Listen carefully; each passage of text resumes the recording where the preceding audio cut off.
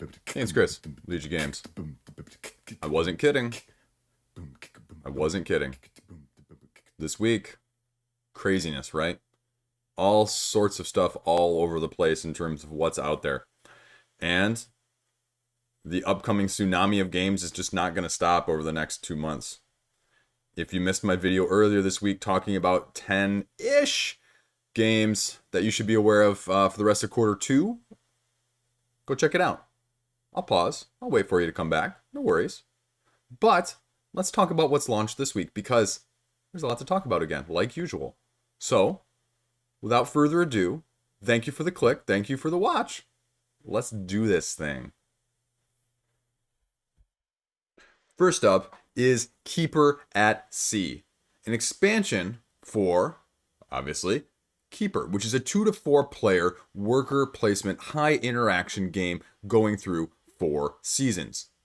You got your own board, you got your own colored meeples that are all doing their own colored jobs in terms of, certain ones doing certain things, and now you're adding a sea element to Richard Breeze's award-winning game of Keyper in the first place. So, already well over its funding goal. This was sort of one that didn't really have a launch date, so it just kind of popped up out of nowhere at the end of the week last week from R&D Games. So let's take a look. What do we actually got here? Solo mode. All of you worker placement fans with the solo mode. There you go. A little bit of awards, a little bit of what you're going to be getting. Okay. Artwork. Sure. So how do you play it? And what do you need to know about Keyper in the first place? Now, Keyper is a game in a worker placement style setting where the advantage or the twist on it is that when you put a meeple down in an area to get or do a certain action, other players can match you in that action by laying one of the same color. There are 4 rounds, like I mentioned, each of them representing a different season.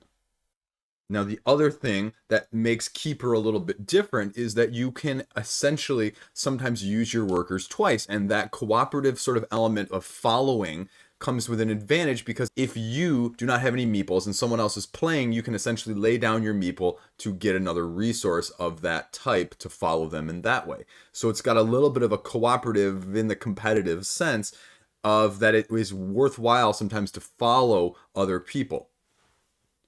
Now, what is Keyper at Sea going to add? And they talk about it right here. More scoring opportunities, a double-sided fish market, and a folding seaboard that has more spaces and goes right along with that fish market that I just mentioned. Now, there are also country tiles which can be folded or arranged in certain ways to benefit yourself depending on the season. And that is true in the base game, and you are getting more of them in the expansion. What country tile you get at the beginning of the game in spring, they say often influences your strategy throughout the later game, and it will be different depending on what you're beginning with. So they just say basically it's more of a good thing, including those 2 boards that I just mentioned. Paul has a nice video here on how to play Keyper, and then they just sort of lay out what it is, what it's looking like, and then they just lay out the rules in the 2-page format here. So this is not something that is very overhead wise, just it is what it is. The second page is just the solo. So, I mean, again, it's just adding more to it. So what does it actually look like? Okay, 32 euros, $45. That's expensive, but I wonder about the availability here. So they have the Keyper character edition plus Keyper at Sea here.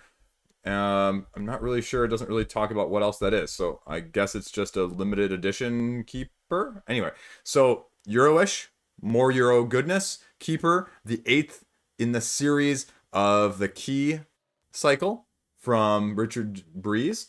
And if that's of interest to you, go check it out. Next up is Two Kings, a 2-player combat game. Sort of, you can see here just the 3 lanes. And they focus on the fact that you're going to be using the game box as part of the actual board itself. So what does this actually look like? 2-player strategic game, as you can tell by the aesthetic, heavily inspired by Clash Royale, the mobile game. So, deck, battlefield, special die. Roll the die, get points, use them to place or move your own pawns and activate spells. So you can see here, the dies themselves are going to be on the board. You can see a little bit of the spells, hitting the enemy towers, upgrading, and a little bit more on the spells. Nothing fancy there. A couple of Kickstarter exclusive spells right there. Asteroid in the Phoenix. A couple stretch goals. Self-contained game. So, how much is it going to cost you? 19 euros, okay. 29 euros gets their previous game. So, reading through the rulebooks, again, this is relatively straightforward. It's relatively self-contained. It's, 2 pages of rules, which don't require a whole lot of explanation or a whole lot of overhead, if you will. All you're doing is rolling that special die, and that elixir is how many movement points or action points that you're getting on a turn, and that allows you to place dice anywhere from 1 to 4 pips on one of the spaces on your board. It also allows you to move them 1 space, and it allows you to cast your spells. And combat is just that. It's whoever has the most pips, and it's obviously going to be using those spells to get the advantage. If you deal enough damage to the enemy's towers as you move across, you win. Boom, there you go. Like I said, self-contained in the box. It's an okay price. If this interests you as just something quick that you can carry around and play, check it out, because the price is actually pretty good. It's just whether or not it has the depth that you're looking for or not. So that is 2 Kings, and it is about 3/4 of the way funded at this point. Next, we have PLETRIX, the roll and write board game. And this is a very interesting concept with a combination of your Tetris, roll and writes, simultaneous selection while using a whole different set of dice per player. And what I mean by that is you can see here it's about 50%, just over 50% of its funding goal right now. And you can see what it looks like in terms of the game board here. And what I'll do is I'll blow this up. And it's a 2 to 6 player roll and write. And the nice thing about this, as whether or not you're the active player or the passive player, you are always getting to be a part of the game. And you're trying to optimize it. You're making a roll, choosing your dice, and using your wild cards when it's appropriate. And as you can see here, there's also an expansion that's going to be coming with it, as well as the interaction dice and a little bit more rainbow elements, including the 3 different expansion dice, the forbidden die, the rock die, and the twister die. I have no clue what those do. A couple stretch goals here, a couple stretch goals. Okay, so how do you actually play this game? Well, Rahdo, Game Boy Geek, they've all got, videos on here, so you can check those out for really simple stuff. Tantrum House as well. Let's see, do we have any pictures, or we just have all the pledge levels? Let's see, we don't have any pictures, so I'll go back up here so you can take a view of what this looks like, and I'll just give you a quick summary of what it is. You see that there are 5 different areas on this board, and you are going to be rolling the dice as the active player. Then you get to choose a set of die. You also get to take away a set of die that other people cannot use, and then the dice get passed around, and everyone subsequently grabs one of those sets of dice that's left, and they get to fill in that area corresponding to what is rolled on those colored die in that corresponding area. And the interesting thing and the interesting twist on this is that all 5 of these areas are scored differently. For example, this orange one here at the bottom, you have to have them all contiguous and having all the spots filled. Otherwise, the lowest spot that is unfilled is your score. The blue one, however, is a mathematical one where you're taking the sum of all of the ones filled minus twice the number of unfilled spots. So that is the context in which they're all going to be scored, and trying to maximize each of those different areas. It's a different concept. It's nice. Like I said, that's where the Tetris comes in with the dice. Let's see the price point here. Early bird, so you can still get the early bird, although by the time this video is posted, it's going to be well over $22 and $25. So that's not a huge difference. Expansion box, that's a big difference though. $35 difference. Am I missing something here? Yeah, that's a big jump there. That's a big jump. And $35 for the expansions box. I mean, that's a ton. So the base game looks like it's going to be what it's going to be, because I don't think, necessarily the amount of stuff that's here. Although I guess you're getting, 7 expansions total? I mean, I guess so. But that's a big jump, especially for a roll and write. So that price makes it a little bit hard to swallow unless they're putting some of these stretch goals that are really on the expansion side of things. So I don't really have a clue, but we'll see. So if you want to check this out, I mean, it's definitely different. It's a roll and write, and like I said before, these are the rage right now. So there you go.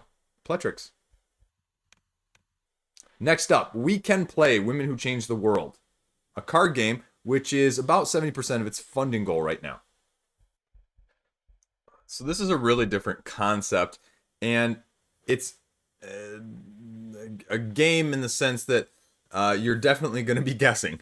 So what you're doing is you can see all of these famous women throughout history, and they're going to be stacked up, and you're going to be, you know, covering these cards so you can only see the part without the number, the year.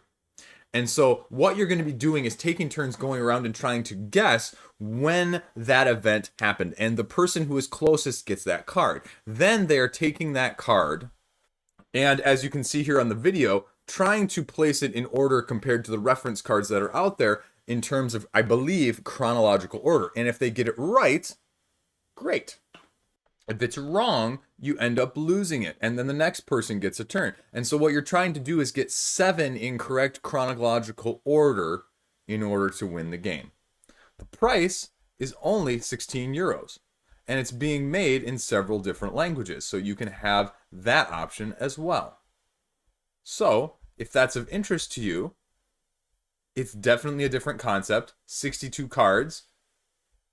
Yeah, people are liking what they see. Shipping is pretty good for Europe. Everywhere else, it's basically the price of the game. So that's going to be interesting to see how many people outside of Europe are going to back this, because that's expensive. But people like it so far, it looks like. So if it's of interest to you, check it out. Next up is Save Patient Zero. It's about 30% of the funding goal at the time of me filming here. Now, I mentioned this last week. I talked through extensively about what it actually is. It's a game master driven team deduction game, potentially team, where you are trying to compete lab versus lab after somebody is designated as patient zero with a virus, and you are trying to find, of the 25 possible molecules, 3 of the ones that you need to know in order to correctly identify it that game. And the game master comes in the sense that they are going to be checking things, and they are the computer that is deciding when things are right. And so you're going to be submitting it to them, and you have 2 opportunities to get it right. Now, the tricky part is with this is that there are different actions that you have the ability to take, as you can see here in the picture. And you have a limited number of each of these actions in terms of deduction elements. And so you have to choose the order in which to do them, and you have to remember of how they're going to be able to interact and what they mean in the context of each other. And what happens is you're going to be competing to submit it to the game master prior to the other team doing so, because then you get to go first, which means subsequently you may get to guess first, which means you have a better chance at winning potentially.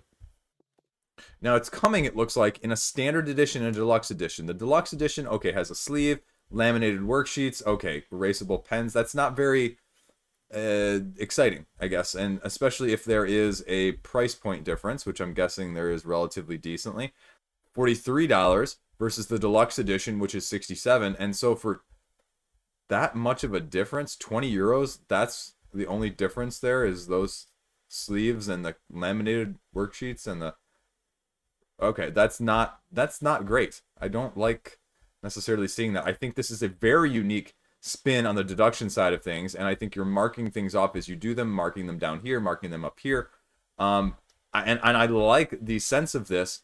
I think this is potentially AP prone though too, and you can see that you're just, you know, sort of battleshipping it as you use these clues to deduce which of the molecules are the only ones that can be left.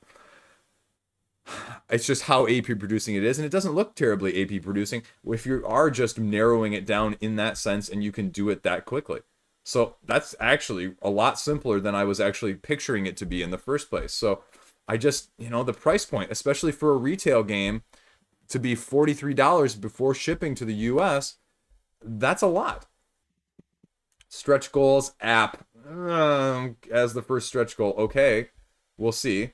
I was more excited about this actually before I saw the page. I think it's definitely a unique concept, but the price point is more than I was anticipating, and it's, I'm guessing, probably going to be more for shipping as well. Now it looks like they've gotten everybody under the sun to either do a quote or do a video, so there's no lack or sparsity of information here. Just tons and tons more. And shipping is going to be another 12 euros. Yeah. I'd say that's the big challenge point right now, is you're looking at 47 euros for a copy of this game, which, with the components that's there, that's not really terribly appealing. That's a ton of money, considering what I'm getting in the standard edition here, right?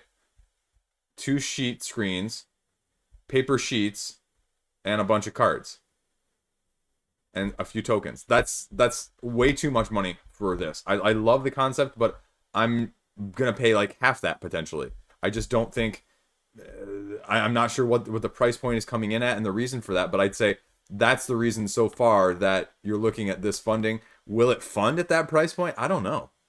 I mean, I'm going to follow this one because I think it's worth following and I'd love to play it, but at that price point, especially with all the other stuff it's going up against, the value just isn't quite there for me. So again, it's a unique concept.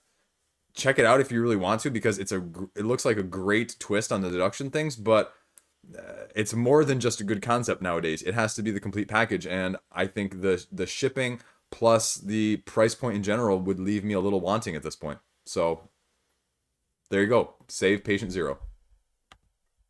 Next up is Food Truck Rooz Race, the family board game, already funded. Now 90 backers with $16,000.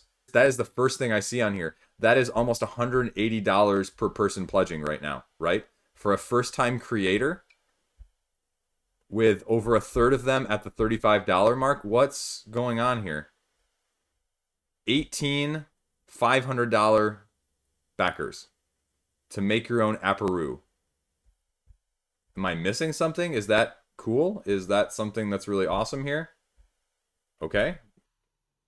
Unique code, app, board game, cards. Okay. Roll the die. Race across the board trying to get cards first. First one to get back wins. You can play old school, it says, or digital. Add new things to add new gameplay. Exclusive board game. Collector's edition is adding a couple more of these things. That's a big price jump there for 6 of them, essentially. And then design your own apparoo for your kids or your dog or whoever you want. I guess this is a thing. I don't know. I've never seen this before. So personalized code for gameplay, and there you go. It must have some backing if people are willing to do this. So here's a little bit about each of them that are going to have different point values and different ways that they're going to be moving and used. Yeah, I'm surprised it's getting that much money. People must like it. I must be missing something. But if that appeals to you, Food Truck Rooz Race. There you go.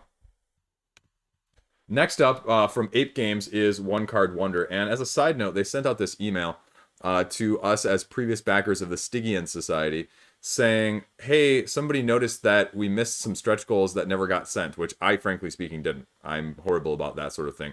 But apparently there were like 2 bosses from one of the expansions that never got included. It took backers, I guess, a couple of them to notice that. And so they sent us this email saying, hey, if you back this game, we'll give you an $8 discount. Or we'll just send them to you, or we'll allow you to order them in the shop coming up soon from Ape Games. So kind of a weird thing right when you're launching this game. So I mean, I appreciate that they sent it out with the transparency, but well, how long has that been known? And it seems oddly timed for you to send it out literally the day of or the day before your next campaign launches. I mean, that seems like it could have been brought up or sent out a little sooner if you really knew about it. But One Card Wonder, I talked about this last week. You are building a wonder and you are using resource gathering, sort of worker-esque placement to build support structures, which are going to give you more actions and more abilities to allow you to build pieces faster in this sort of pyramid style stacking building sense, and you're trying to construct your wonder faster than the other players you're going up against.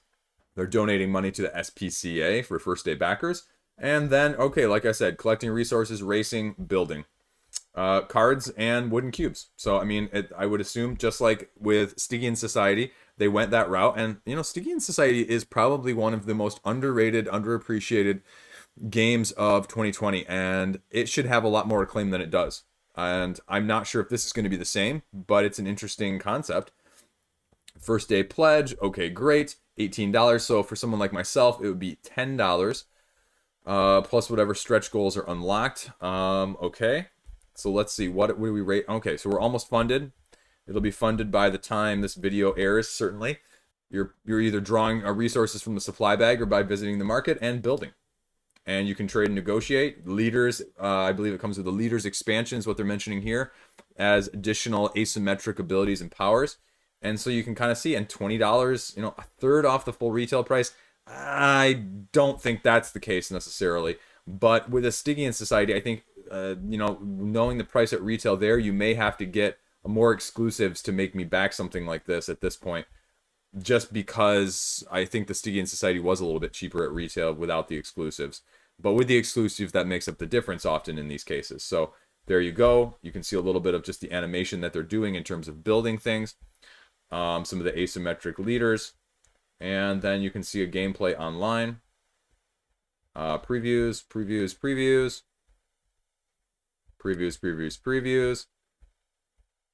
Okay. Seems like a lot, and it's weird because I recognize all these people now, and I go, okay. Interesting. Stretch goals. Let's see what we got. So 10K, 16K, you're getting new wonders. So there you go. I just can't see this game being super expensive at retail. You're getting it a third off, so what are you talking, like 25 bucks maybe? So that's okay. It's not bad. It's not great. Shipping, $11 though. $11 for an $18 game. Okay. Okay, a little more than I would have expected, but so be it, with shipping being what it is nowadays. So there you go. Straightforward, low barrier to entry, sort of Civ-esque building game, but more of a resource management collection style with trading, if you will. That's One Card Wonder from Ape Games. Next up is Hidden Leaders. Already almost 3 times the funding goal. This was one of my picks last week of the things that I was most excited about. 2 to 6 player game where you are one of 4 colored factions trying to get your faction to win without sort of being too forward about which one you are at the same time. 1,500 backers already on day 1, though, is relatively impressive. And I saw on Twitter, they were like, hey guys, we don't have the graphics done because we weren't expecting this to fund in 24 hours or less than 24 hours. So there you go. Actually, they reached out to me after last week's video and they said they're sending me a copy to be able to play through. So I'm going to try and play it this weekend if it arrives by then. And so I maybe can give you some feedback or a brief overview review next week, assuming things play out nicely from that side of things. So I can maybe be able to give you a little bit more information just directly from my source, as opposed to just judging what I know as what I've done in the past. So here we go. Now, next gen deduction game, I think you have to and whenever it's a game like that, whether it's someone calling it innovative, someone calling it creative, something calling it exceptional, next gen, those are things I think, just like a nickname, you know, if you grew up with the kids around the neighborhood, like, you don't give yourself the nickname, right? Someone else, the group, gives you the nickname, for better and for worse, depending on who you are and what your name is. But that's what I feel like some of these games need. You can't have yourself saying it. You know, you need some other people hyping it up in that sense. And that's sort of what Kickstarter does in the first place. Anyway, that's a side tangent. 2 to 6 players, 11 different languages that they're going to be translating it into. Emperor's Dead. 2 rival tribes are going to be trying to stir up conflict, and you have all these different leaders trying to claim the throne, hence the name of the game.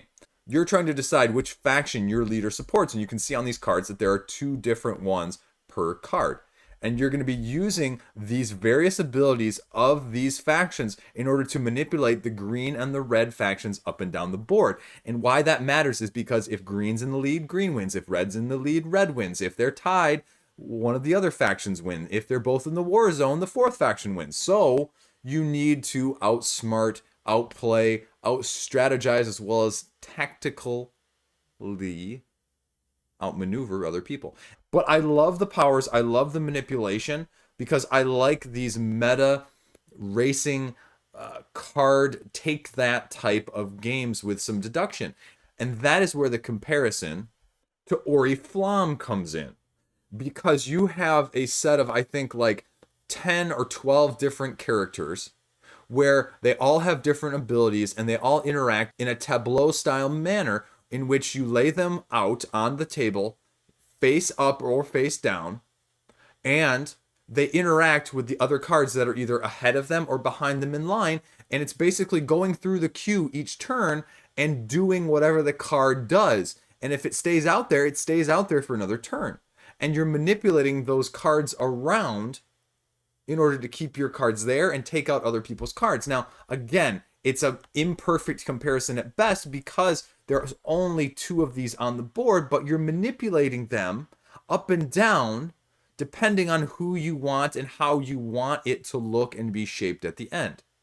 And that is the comparison in my mind. And that might just be my mind, and I'm crazy enough to see those, but, you know, I think it's worth mentioning.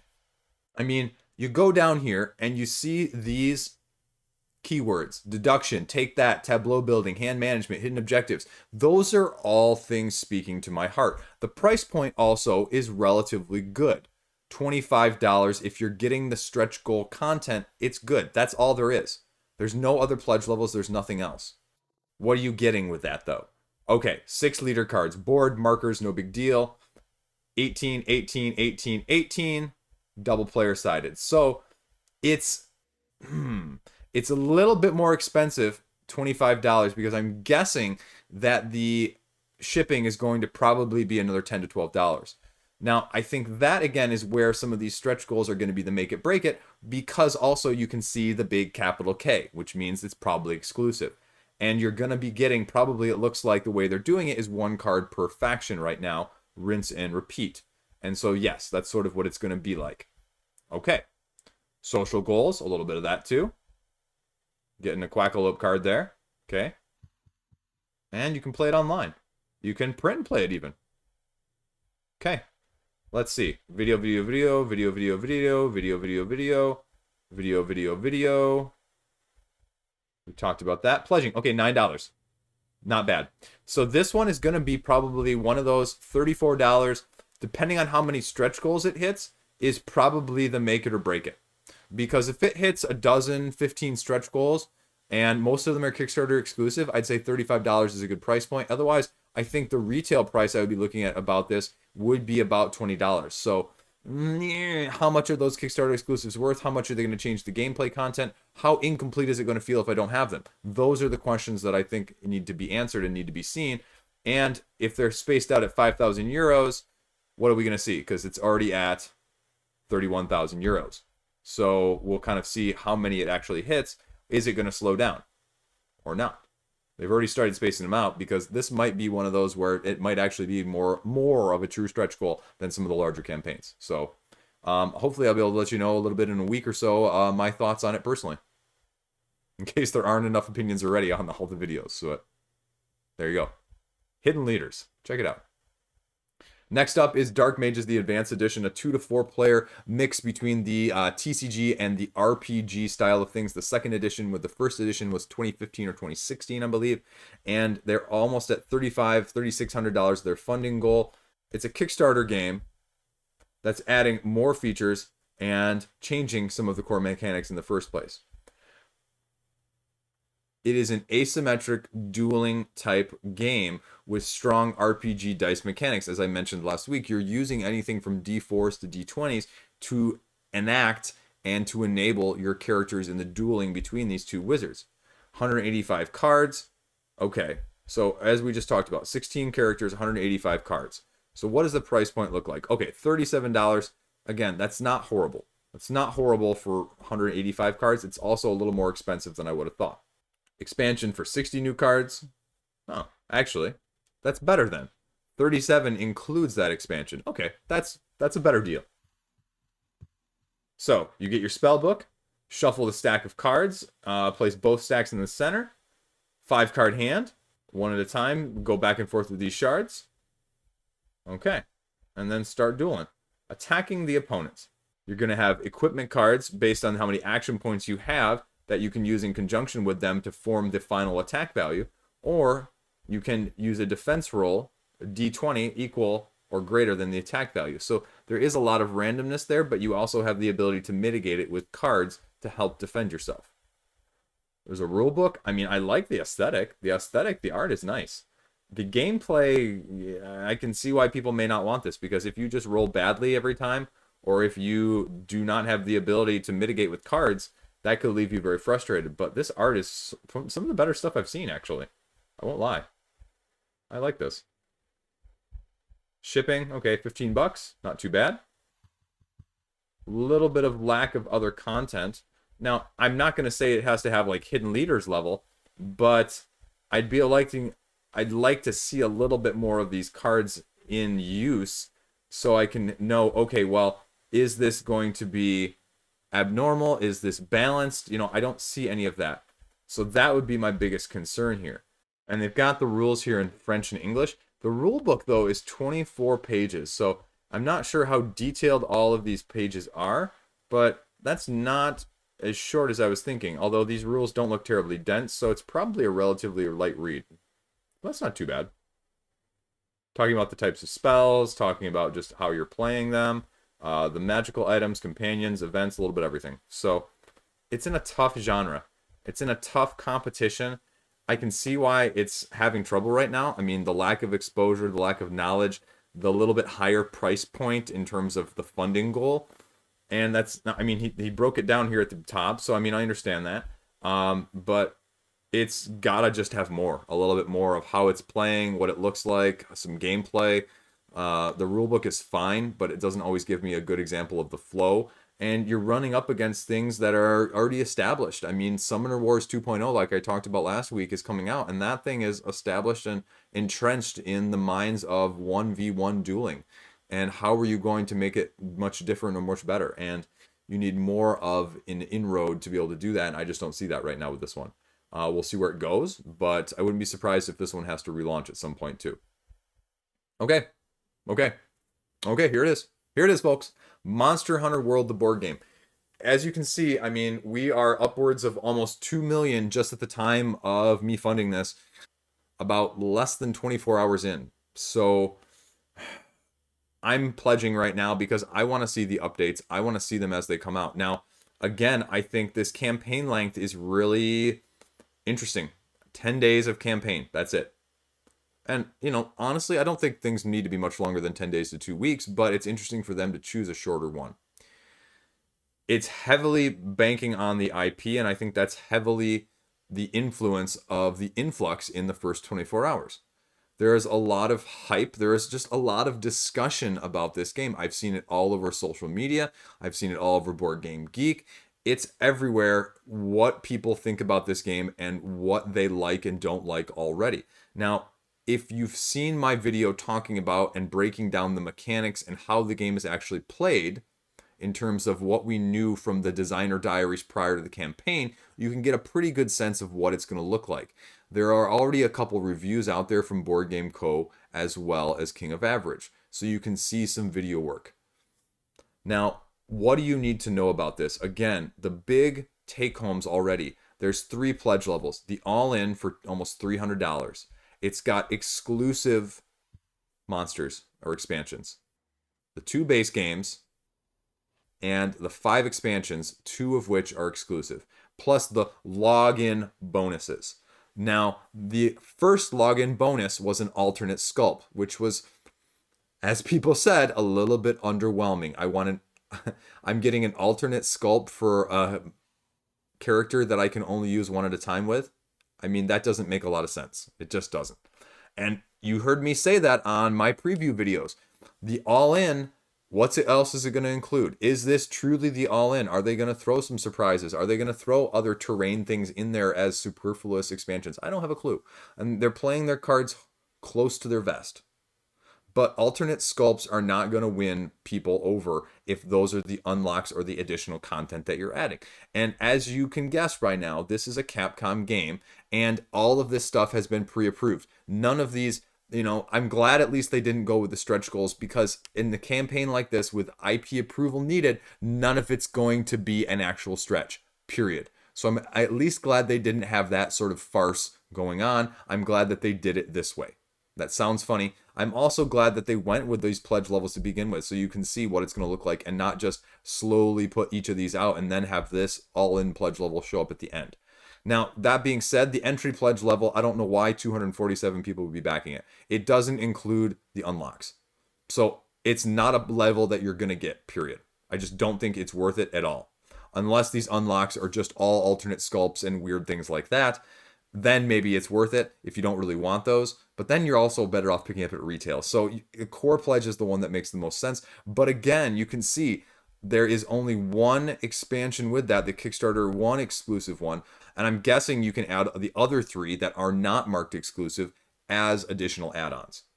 If you're not familiar with Monster Hunter, after that preamble, you are fighting monsters. You are tracking monsters down, slaying them for the resources that they give you to upgrade your armor and to upgrade your weapons to be able to fight and slay stronger monsters. Rinse, repeat. Steamforged Games has never had a problem with their miniatures. That has never been really the critique of any of their previous games, and these look to be no exception. So, again, breaking down the pledge levels, the content that's there, with the entry pledge level, you're getting essentially double the entry pledge for the core, almost exactly. But from the core to the all-in, it's not a doubling in the sense that the price is. There was some clamoring right before the campaign last week that which one of the weapon classes wasn't going to be represented, because they made it very clear prior to the campaign that they were going to have 12. Well, there's actually 14 different weapons. Well, they said they're going to throw them into the all-in, I think, for an additional, $10 or something like that. Something like that. But if you bought it separately, it'd be more. So take that for what you will again. Here is the first Kickstarter exclusive one.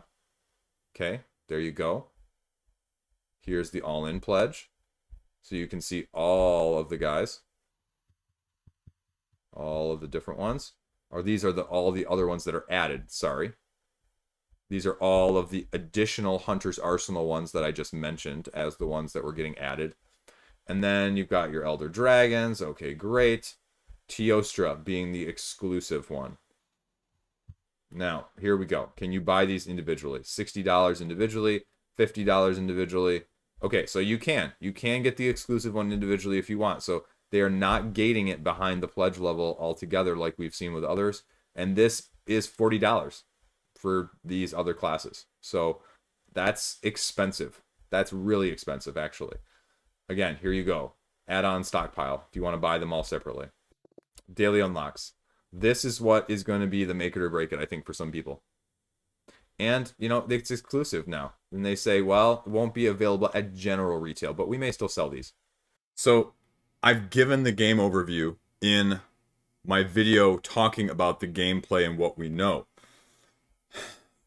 Battling massive monsters. You've got quotes, you've got reviews like I mentioned. You've got the 2 cores that they're offering with the waste and the forest. Or do whatever you want from that side of things. Now, they're marketing this is over a foot tall. Some of the biggest of the monsters in here. And so you can see a little bit of the size comparison here. Gameplay. Choose your hunter, choose your quest, go try and track down the monster, go try and hunt it, and, sort of do the KDM sort of pre-battle tracking-esque sort of thing. The dynamic behaviors that we've seen so far in terms of how they're going to interact, especially with the nodal system and the size of the board, it really, I think, gives a little bit of an appearance that is deceiving, because some of these monsters can move quite far and cover the whole distance of the map. So I'm not sure this is as tactical as it lets on, and so I'm not sure if it's that much of a departure from Primal in that sense. Like, it's not just a drastic open field like it is with KDM, where you can literally be on the other side of the board and they cannot reach you, you cannot reach them, period. But, as it says here with Board Game Co's quote, how the monsters are going to play just based on the AI that we've seen, based on the custom cards and attacks that we've seen with the iconography, which again, as I mentioned in the video, it's not intuitive, but once you learn it, it's relatively easy to interpret. The cards themselves are true to the Monster Hunter IP, so I know a lot of people don't like that aesthetic that is portraying the monster here on the card. My biggest concern, and I have not watched full gameplay yet, is that when you see a monster like that that has 80 health, how grindy are these battles going to be? Because there's a certain amount of grindiness that I'm okay with, but is it going to be too much so in that sense? Are these battles going to drag? Okay, you have 80 health, I nicked you for 3, I nicked you for 2, I nicked you for 4. Like, how many times can you do that? Especially when the monsters have the ability to KO you in 1, maybe even 2 hits in general. So that balance, that dynamic, I think has to be very carefully spun. And I think that's where watching some gameplay, seeing how tactical, seeing how strategic it is going to be the make it or break it for me. Because I don't know yet. I'm backing all in, but am I going to keep it is really the question here. The comboing of the cards is going to be also another comparison factor when you talk about it with Primal. Ordering matters, but it matters in a different way from Primal's standpoint.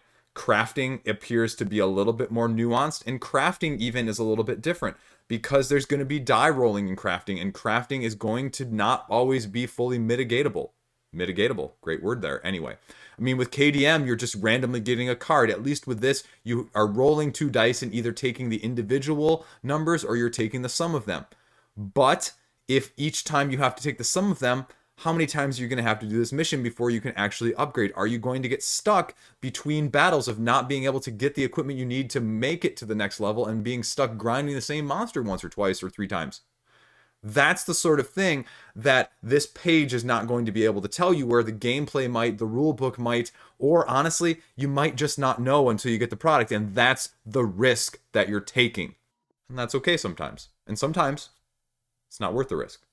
So, articles, videos, I'm not going to go through any of that. You can check that out. Shipping's going to be what it may at this point. No surprises there. You're going to get a bunch of boxes and a bunch of heavy stuff. So, you just... if you're going in for the 300, you expect shipping should not be a make it or break it at that point. Let's be honest. Okay. There you go. That is my quick-ish look at Monster Hunter World. I will be putting out a video probably in about 3 or 4 days, maybe even less by the time this airs, of should you back it or not and the things you need to know. So even more in depth of that, maybe a couple comparisons more in depth. Stay tuned. Subscribe if you want to see that. There you go. Next up is Riot Quest Chili Con Carnage. Chili Con Carne with meat with Carnage. Anyway, I'll leave that one alone. So 3 times its funding goal already. Again, for another game I've never heard of, 120,000 is absolutely fantastic. This is a skirmish game, 2 to 4 players using high quality miniatures. You get 5 to 10 heroes per side, equal number of cards. Battle trying to get treasure, trying to rack up the victory points. I would normally give you a little bit deeper look of the overview or the rules. I mean, they have them posted, which is great because this is more of an expansion addition to the game. It is a 40-page rule book. But what you need to know essentially is that you are going to be using dice, action dice, boost dice, power dice, D6s. And so if you want that in your skirmish game, I know some people really do, some people really don't. You've got your cards, you've got your tokens, you've got your dice. You've got a little bit of everything depending on what your preference is when it comes to how you're playing, how you're interacting, what you're using on a turn-by-turn basis. Now, the thing you need to know about said dice is it's not a 1 through 6 system, and so that's where you may be either turned on or even further turned off. It is a blank or hit. So obviously some of them have more hits on them than others, or there's a 1-hit value or a 2-hit value. The action dice have 3 misses, for example, 2 single strikes, and 1 double strike. So you can see then, based on what color die you're going to be rolling, you're going to get different percentile chances of getting what you want. Same thing with the boost dice, the power dice, and then obviously your standard D6. Then it goes through all the cores and the different classes. It looks like there's 6 different classes. Speed, defense, stamina are your basic core stats. So it just gives you more on that side of things. You're choosing maps, you're choosing decks, you're building your crew like I mentioned, you're choosing your cards, and then you're going. Boom, boom, boom. So what do you need to know about this new one? Okay, let's take a look at the price. I haven't looked at anything else yet. $10 just gets you in the Pledge Manager. $10 retailer, okay, great. $50 is not a horrible entry point, but if you'll notice, it's a one-player starter set. So for $50, you can't even play the game yet, essentially, is what it kind of says. New expansion for $50, you get one of the expansion boxes. Boss fight in the heist is $100. Can you actually play this, though, on your own? I'm thinking you're going to need the base game for that, though, so that's still not a complete game. Two-player starter set, here you go, $100. And 2 out of 3 of the new expansions for another $100. You're basically looking at $50 per whatever you want to get, essentially, whether it's the expansions, whether it's a base game, a starter set, whatever you like from that side of things. A little bit of everything, bounties, new heroes, new bad guys, new villains, new bosses.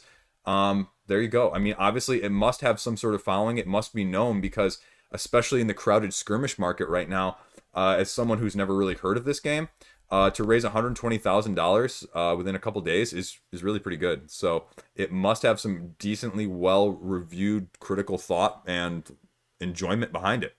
I've never heard of it, but hey, you know, if you're in the mood for something skirmishy and different and using dice in a different way, as opposed to a lot of the other stuff that we've talked about recently, especially like Super Fantasy Brawl or just the 1v1 deck dueling wizards, you know, extraordinaire, this might be something for you to check out with Riot Quest. Next up is Micromob Blue, a 2 to 6 player game for a micro version of a gangster mob type battler.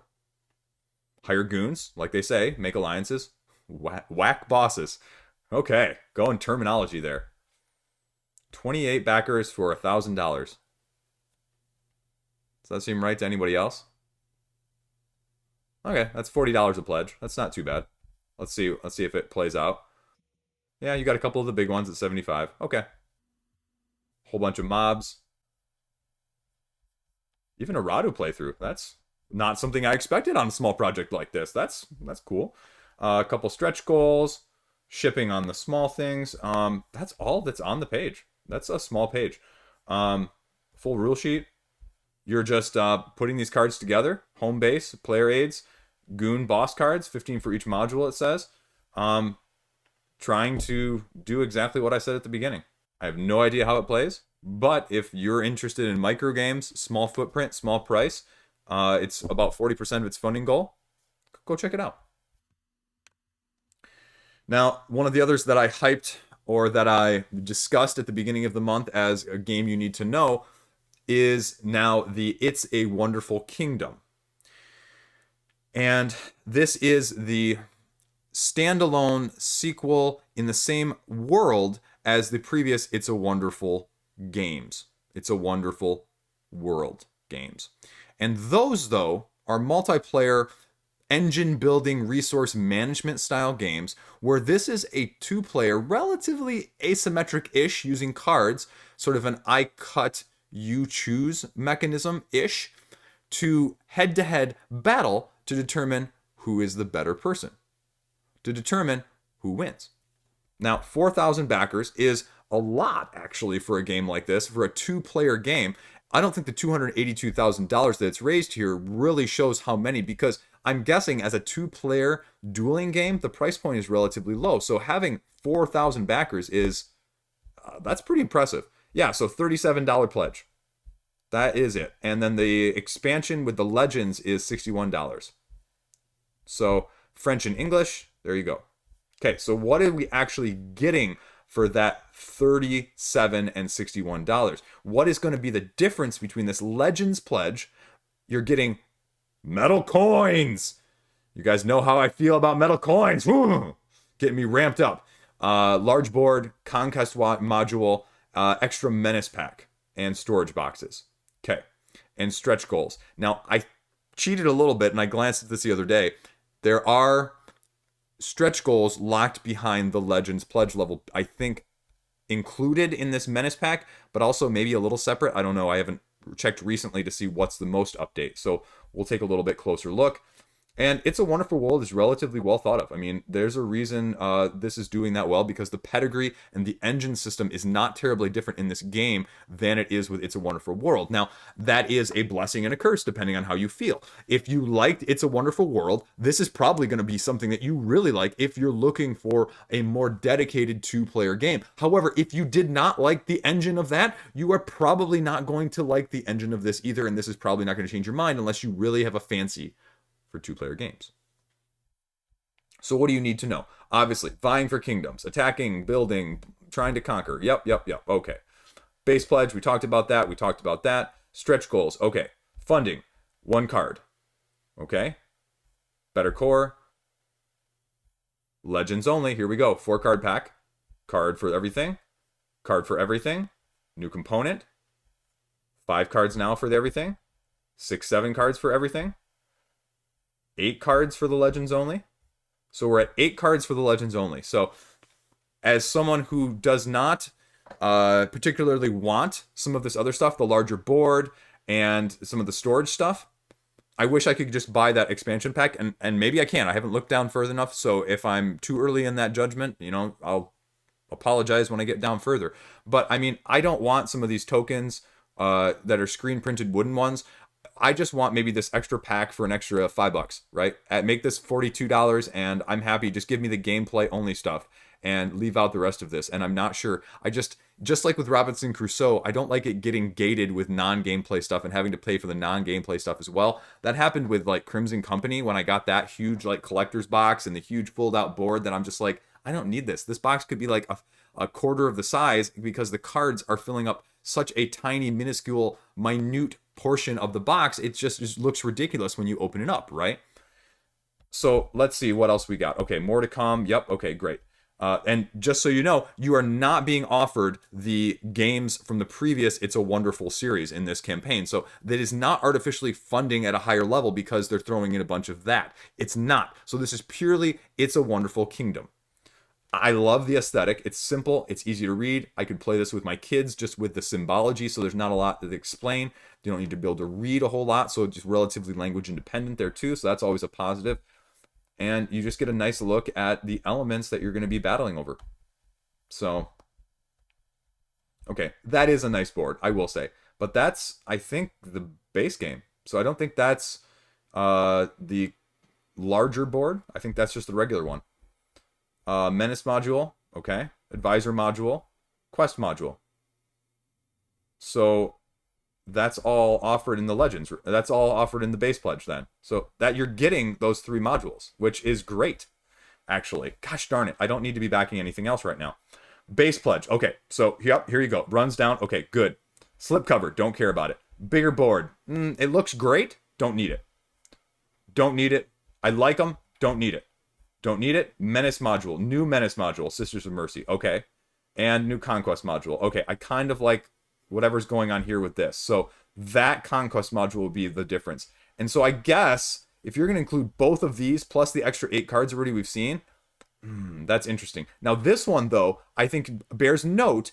This looks like it's going to be a take that. As opposed to all the others that you're going to be playing with your own and buffing up yourself. Are you giving this to someone else? And are they having to lose points then? And if it's a little bit of take that, are people that don't want take that even going to want this module? So if you are paying for this module and you don't want it, maybe you will go for the lower pledge then. Anyway, storage boxes, whatever I can do without. I just want it to fit. That's a lot of empty space I see right there on the outside of that insert. So that would be just a little pet peeve of mine. Like I said, split, collect. You can trap cards when you're splitting them. You plan, and then you produce using your resources. This is not a complex overhead in terms of the game like the last one I just said with a 40-page rulebook. This is, here you go. What you see is what you get. You've got a couple other twists in there in terms of the structures, the specialists, the monuments, and the discoveries, and what's going to be happening. But really, this is a tactical planning game rather than a big overhead learn stuff in the first place and then use it. So I really like what I'm seeing with this. And you can go through the sequential phases here that they do. Okay, you split. You choose 2 cards. You put 1 in each pile. There's 2 trap tokens. You can play some cards face down, and you can trick them into taking something bad. Okay, great. So are you going to outsmart them, essentially? Once you have all your things, you're choosing 2 offering areas, you're collecting one of those 2 areas. Then on your planning phase, you can recycle some of the cards to gain resources or keep them for victory points if you can build them. Then you just produce. You get whatever you can get. However, you have to do, unlike It's a Wonderful World, you have to do them in a certain order in terms of production, in terms of how you're going to do them. And then there you go. You construct them in a chain. The modularity is going to affect the rules and even the difficulty. This looks like a great game for someone like myself and my wife. We really like Res Arcana. And I'm not saying this is anything like Res Arcana in that sense, but it gives me similar vibes in terms of being able to play it with her and have a good time without being too thinky in terms of the overhead initial play and rules setup, but there's enough tactical strategy that you're going on that it's not going to be the same thing every time you're playing it, just by the sheer nature of what you can do and how you can do it. Here are the usual culprits. Everybody's got their own video again, all the usual people, many different languages, which is great. And the shipping. Okay, what's shipping going to be? 7 euros, 10 euros. Great. Great, great, great, great, great, great, great. Hyperspace Kraken. I don't need any more games. Gosh, remind me. Okay, I'm probably going to back this. I will probably be backing this by the time this video airs. Anyway, I did not need to know that. But that is It's a Wonderful Kingdom. If you like that sort of thing, I think this one is worth checking out. I don't talk about many 2-player games, but for me, this is probably going to be a big hit. And I think, again, the basement is low and the ceiling is really high with this. It reminds me, again, in that sense, of Res Arcana. So, there you go. Next up, Florence. Again, another area control game that I talked about that has more of the Euro-style mechanisms from last week in the upcoming Kickstarter video. It is a game where, I saw this on Twitter, you've got me peaked when you start your Kickstarter with the first 3 words being, seduce the Medici. And I mean, the premise of this game is you are going around Florence during the night of Carnival, and you are going around in your carriage to various locations where there is a member of the Medici family, and you are using members of your own family to seduce them in various ways in terms of conversation, in terms of influence, in terms of whatever you need to do to get their approval and their vote, essentially. And the one at the end of the game who has the majority of the Medici is the winner. Now, the interesting twist on that is as you go on throughout the game, it is going to become harder and harder to get their influence and their blessing, if you will, because as the game progresses, it's going to require a higher difficulty of a skill check, essentially. So maybe, I'm completely making this up, but for analogy purposes, like maybe at the beginning of the game, the first Medici you run into only requires a skill check of 2. So if you can surpass 2, great, you can get his blessing as the first person to get it. But at the end of the game, that same skill check, even if it was the same guy and you just went to him at the end of the game versus the beginning of the game, it may be 5. And so that is what you need to be aware of, and you need to structure and plan and be strategic in that sense, rather than just sort of a resource management or a typical area control Euro-style game. That is what is making this unique. That is why it's already funded at this point. There is a solo mode. Turksy's doing a solo mode on this one. I saw him post on Facebook today that he's got like 3 games coming up in May. See, up there he is. And all being on Kickstarter at the same time. So the man is working. This is also by the illustrator. If you're looking at this aesthetic and wondering why this looks familiar, Everdell, Black Orchestra, and War of Whispers. So again, it's got some high quality component work going on there. I already talked about this. You're trying to win over the Medici. You're trying to braggadocio. Anyway, that's from a local radio station. I won't go into it. Anyway.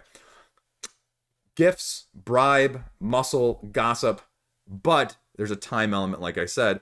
As Cinderella's ball gets later and later, stuff's going to get more expensive until it turns back into a pumpkin. Okay. This is all of what you're getting. So where are my metal coins here? Where are my metal coins? What? So why are you getting this one over someone else? Law of interaction, it says. And so that is, again, as a Euro person, is higher interaction going to turn you on or turn you off? It's a puzzle. It's going to be tense. They say, if you don't like your Euros where you can kind of do whatever you want and it's just about who can rack in the most tens of points, this is going to be a lot tighter. This is going to be a lot more cutthroat. Something more like maybe, Barrage or that ilk, where it is really, make it or break it in terms of what you can do.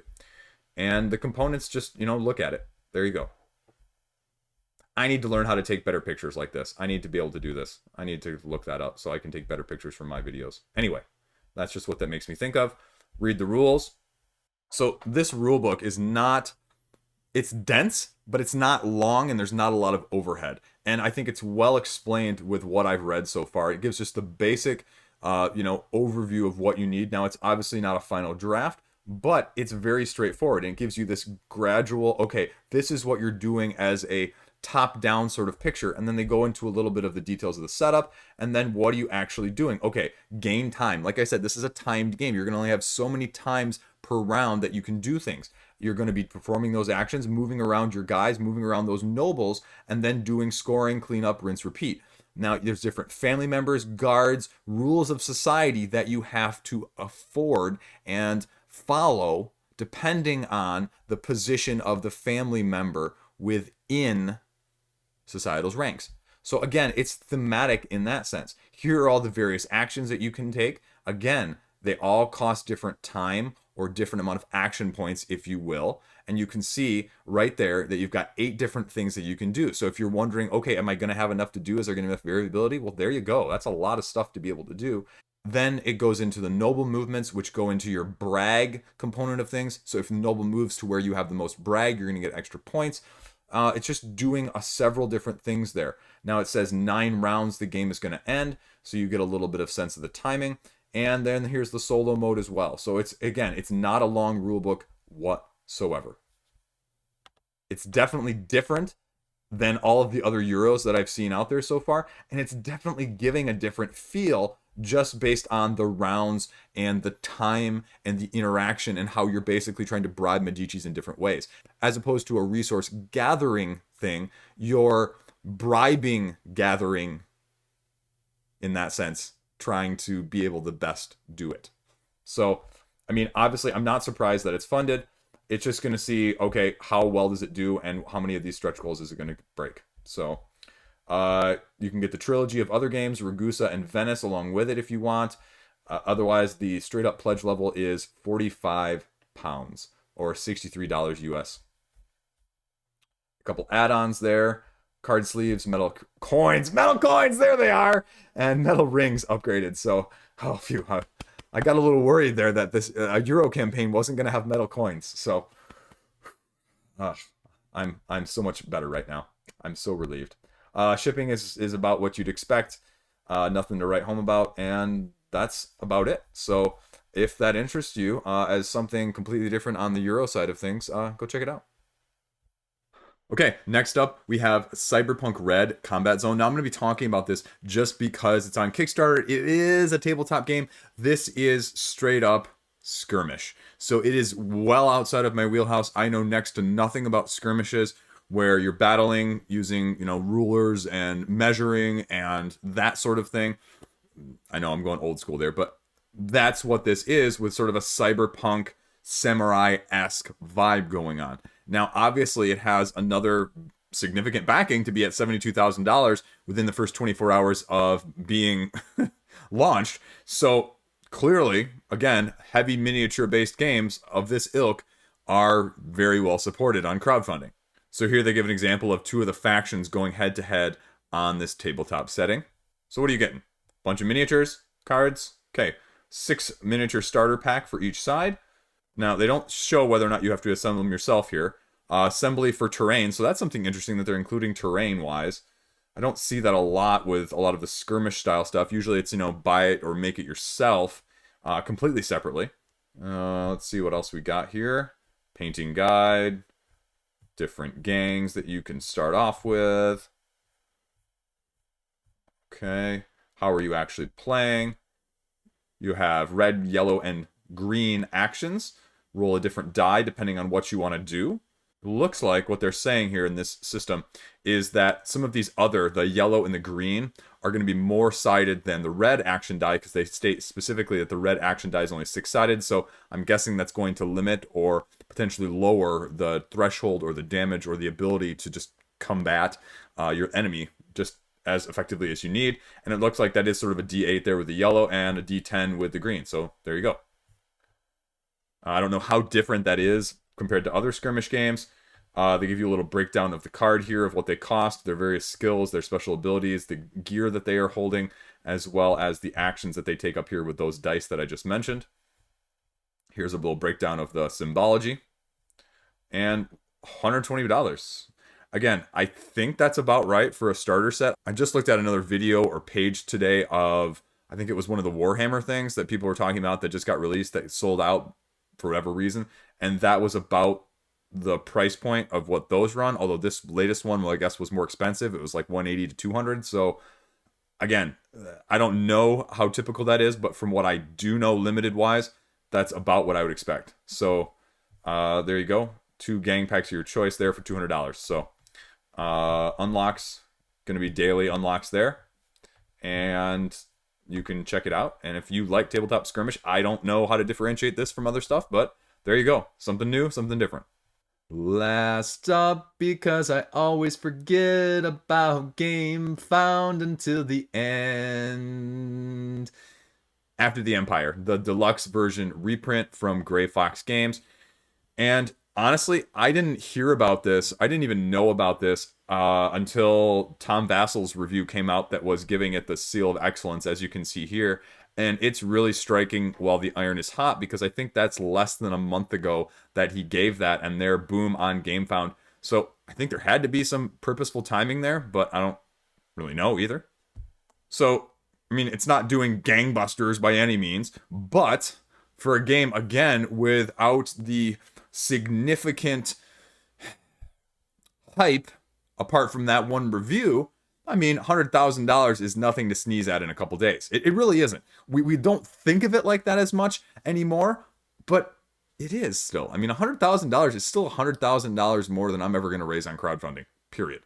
So I give them kudos for that. And I say, why not? Now, the deluxe version was the non-retail version, obviously, and it looks like you can get the upgrades just based off of looking the top part. I have not looked at this page yet. You're seeing my fresh reaction, and there's going to be a solo mode. So the question, and so this is sort of a side note, what is Gamefound going to do in terms of policies? Like, with something like this, you know, Kickstarter's policy is you can't do the same thing twice, so you have to have something new. So you see people skirt around that by, you know, just adding some little superfluous or mini expansion and then reprinting everything else. I don't know. I haven't heard anything about Gamefound doing that or exercising that or even talking about that. And obviously it's way too early, but just connecting, you know, wheels grinding here, you know, gears turning. Anyway, so, okay. Again, not a big fan of this featured pledge at the top, but it is what it is. I'm at least happy because some of the other Gamefound campaigns have not put this Y back at the top. They've just gone straight into the rewards. So I still wish the how to play, which is down here, I still wish that was a little bit higher, but so be it. And this is more of a tower defense-esque Euro placement game, if I'm thinking of it correctly. Worker placement, mechanics, engine building, tower defense mechanic. So I like the idea of tower defense. I do not like the combination, as you've heard me say before. I'm not a big worker placement person. So as much as I might like one, I think the other, just not being up my forte, is going to probably make this an easy pass for me. And I think just by what I know of deluxifications of Euros in general, I'm not sure I really need a deluxe version. Now, again, there's always exceptions to that rule. We all have that little bling that we like, that we would prefer sometimes in one game over another. So who knows? So, okay, there you go. Preamble, quotes, why back now? Okay, tons of upgrades. Yep, plastic, if you're going to give me the option, most of the time I'm going to go without. Upgraded cubes, again, the exclusive cards, and you heard me say this earlier this video, you heard me say it last week, I don't like gameplay content locked with non-gameplay content. So will these exclusive cards be only available at this deluxe level? Who knows? There you go. That's a little bit of everything there. I wish it would spell it out instead of picture it out, because sometimes it's a little bit nebulous. But anyway, so what are you actually getting? Here you go. Here's the spell it out stuff. And yeah, I mean, part of this, if you want it, here's the table presence. This is the table presence. Now, the other game that this reminds me of, just on sheer what is on the table, is Era. You know, the kingdom one where you're building your own little kingdom, and it was not the roll and write, but the roll and build That's what this gives me the visual imagery of when I'm just glancing at this, because it reminds me of that. Meeples, I think Meeples actually, with this board, I actually prefer that. So exclusives, yep. Okay. Upgrading all of that stuff. Great. And so this is the $99 pledge. So the noble version. You're getting the miniatures. You're getting the exclusives. So you've got right now 8 exclusive cards right there. Okay, and here are the pledge levels. You can break it down. Can you get the separate Captain the Guard mini expansion? Is that what we were talking about? Maybe. Either way, I give them kudos. You can buy that separately. Great. Solo mode, separate. Neoprene mat, separate.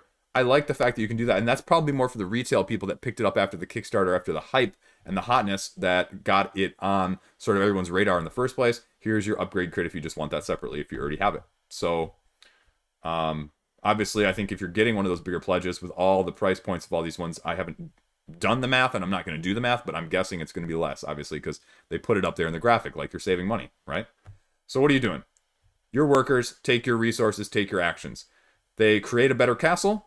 You play cards to be able to build your kingdom even better. Assign your troops because you're going to get attacked. And then play more cards, battle back, defend your walls.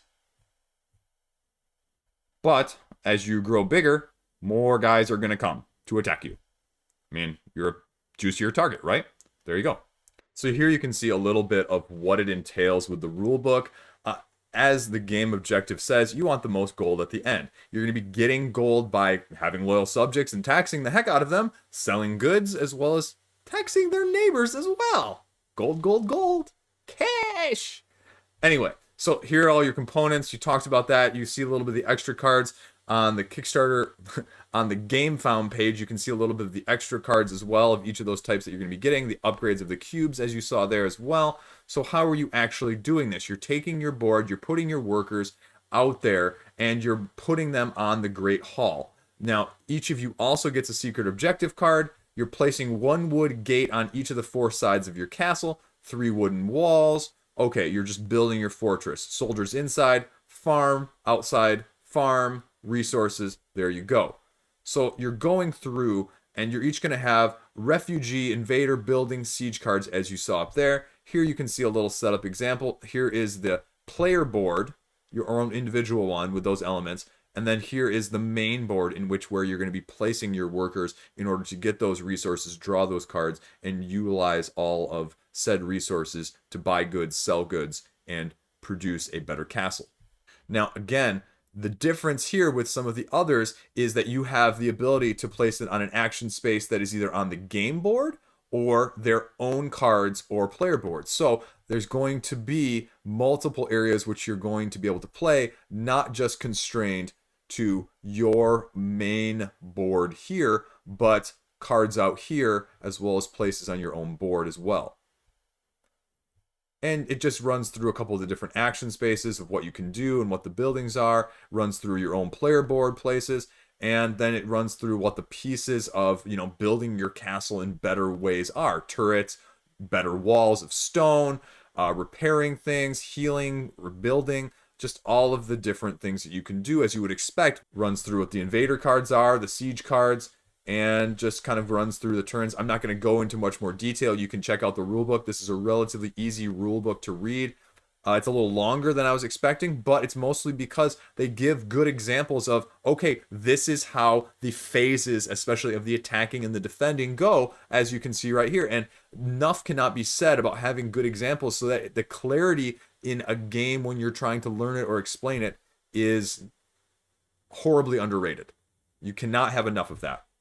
So there you go. Income, harvest, how many invaders come depending on how advanced you are and what season it is. So, Tabletop Simulator. There's enough out at retail now. You can probably go over to the Board Game Geek page and check it out. Is this a good price point? I don't really know. This is, like I said, this is more money than I would want to spend, considering I don't really want a lot of the deluxe things. But it's definitely on the hotness for a reason. This is not a big page as well, because again, there's not a whole lot of new stuff here. And I guess maybe does that answer my question earlier of whether or not Gamefound is going to do that or go that way. I don't know. Because honestly, I haven't compared this to the Kickstarter page, so I can't really tell you how much is new right now versus not. And I'm guessing some of it is, but you guys can tell me in the comments section below, and you can tell me whether or not you think it's worth it. But there you go. That is After the Empire, the deluxe version on Gamefound. Okay, that's it. That's it. That's it. That's it. That's it. As always, upcoming videos. Tomorrow should, hopefully, time permitting, we are going to have the upcoming games for next week. And I have a plethora of stuff in the queue. I have my Marvel United review, which is just needing editing and some, sort of last minute tweaking. So that will be coming out. But the campaign for Monster Hunter is not long, so I'm going to have the Should You back as well. Monday, we're talking Monday morning hotness quarterback because there's enough new stuff out there that I feel like it's worth talking about as well. And, then I'm going to have my Marvel United Should You back with the X-Men one. So the next 4 or 5 days might be, I don't want to say a video every day and get your expectations up and your hopes up, but there's going to be a good amount of stuff coming. I don't know if you've noticed anything in the background as well. I've got a few publishers that have sent copies. That one, for example, Everdell. That's going to be an interesting one. I've got a couple others, and I just want to, again, thank you guys for your support. So without you guys, I wouldn't even be able to talk about some of this stuff. And yeah, thank you. Thank you for watching. Thank you for commenting. Thank you for clicking. So keep doing it. I really appreciate it. And hopefully, if you like it, I'll see you around. Let me know what you think and what you're backing this week on crowdfunding. As always, stay classy out there.